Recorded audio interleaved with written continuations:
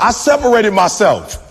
I started getting up early, 3 o'clock in the morning. I'll never forget a kid from Chicago told me, like, yo, E, you talking about thank God it's Monday. You release your videos on Sunday night. I said, bruh, it's Sunday in Chicago. It's Monday in Singapore. I'm separating myself. I'm putting my stuff out on Sunday night in the Shy, but in the world, it's Monday. My mama say, if he got his mail, then that mean the mailman is on the... When I watched, and this year I'm like, whoa! We can make that kind of money. Let's go, E. And guess what? It don't mean I'm gonna make the same money, but it shows me I can be a millionaire as an African-American male who puts in the time with his craft. So I'm not watching what other people are doing, but am I being inspired by other people? Absolutely. So we're not watching what they do, because guess what happens? Just because a man is on top one day, it don't mean he's gonna be on top forever. And just because you're not on top today don't mean you ain't gonna be on top forever. Who would have ever thought Toronto would have won this year? Right? That came out of nowhere. Everybody was saying what about the East? Everybody was saying what about the East? They don't got a chance, right? All kind of stuff happened. They got a chance. It's a great day to be alive. And that's something that I haven't always said, but now it's something that I say to myself every single day at some point. If I'm having a great day or a bad day, that's something that I say. And I believe it's important that we do talk to ourselves, or that we have little sayings that we can say to ourselves throughout the day. You know, kind of like athletes, they say, just do it. I'm still out there fighting with my team because it's the fourth quarter. And you can't leave the battlefield. You can only leave the battlefield for injury, not pain. I'm realizing that if I don't sacrifice my body and throw it in the middle of him, he probably scores. We lose. But I got one arm. So I just threw my body and just rolled with him. And he got up talking, yeah, you gotta come on, you gotta come on. And I'm like, I'm going out. And I went to the sideline, and my doctor walked up, Dr. Curl walked up, and she said, what's wrong? I said, Doc, it's my arm. She grabbed the back of my arm, and she touched right at the bottom of my tricep, and she could actually push through to where you can see her hand coming through on the other side, because it had snapped from the bone. And I'm sitting there, and she's like, why are you smiling? I say, Doc, it's just an arm. But then there's another side of pain. That's called effort. It's called glory.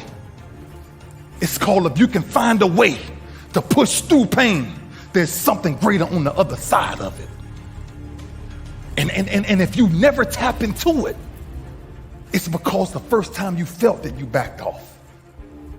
The first time you felt, that burn, the first time you felt that it's too much. And we rationalize with ourselves to where we automatically stop. That's why a bunch of us give up so much in life so quickly. That's why kids have a problem finishing things in today's time. Because as soon as they feel a small bit of discomfort, or things ain't right, they're gone. I can't do it no more. But suppose I told you the greatest pain of my life is the reason I'm standing here today. Suppose I was able to share with you.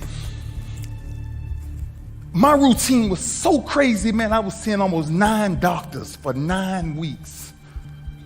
6 a.m. to 2 a.m. every morning. 10 days from tricep repair surgery. Had my bike flew out. I flew my bike out. I got on my bicycle. I cycle a lot. I got on my bike, and I tried to grip the bar, and I couldn't grip it. Didn't have enough strength. And I sat there for 30 minutes until I made up in my mind, stop crying, and grip the handlebars. Just grab the bar. See, sometimes we think the pain is what controls us. It's actually our subconscious mind that if we ever tapped into that, that's what dictates most of our lives. Because you came here with something in you. You have a superpower. You have a story and you have a voice. And I realized that I was born for this time. I'm going to show you some stuff. When you work on yourself, when I work with you, and I put my work alongside everybody, not just in terms of what I train you to do and how to earn money with it, but what I've done myself. Remember, this is not where you start, it's where you're going. I want you to really understand, when you think about all the stuff that's going on now, the most powerful area that we have not focused in for the most part, that has been major in my life for those who know me and know my voice. I talk about the value of knowing you have greatness in you, self-development. You see the range when you know how to speak? You're waiting around, that's your superpower. I don't care what business you're in, you are the storyteller of that business. I don't care what product you have, you are the storyteller. You've got to sell investors on you.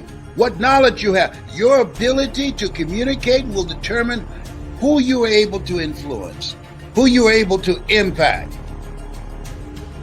If you're ready to go to that next level with somebody who's been there, when a team has a losing season, notice they don't fire the team. Even though the team, they were out there playing, they don't fire the team. You know who they fire? The coach. And guess what they do? They recruit a coach who knows how to win. I hear people saying that all the time, and they haven't done anything. They haven't been anywhere. They don't even live their lives from a place of power. They don't even know who they are.